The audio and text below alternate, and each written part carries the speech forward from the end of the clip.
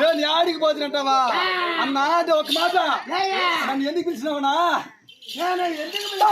పని ఏమే తెలుపమ్మా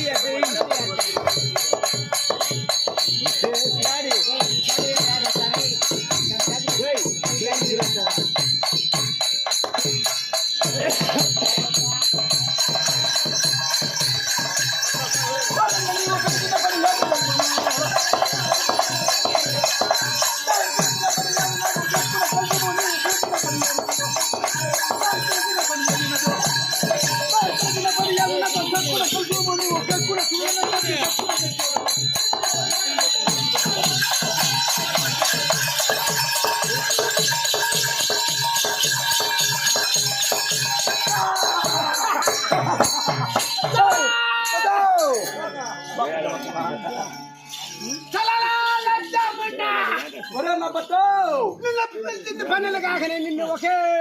పని కోసం నిన్ను పిలుస్తాను. నా భర్త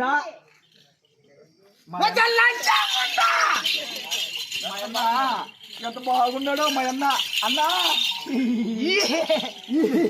నేను ఏడుండగా నీ గౌడ ఎక్కడ కన్ను నీకు అలో నేను ఆడికి పోయినా ఎందుకు పోయినావా పేమొద్దరండి ఆయన కొంచెం పెట్టుకుందామని పోయినా నేనుండగా నీకు మొక్కుడు వాడేవుడా నీకు మొక్కుడు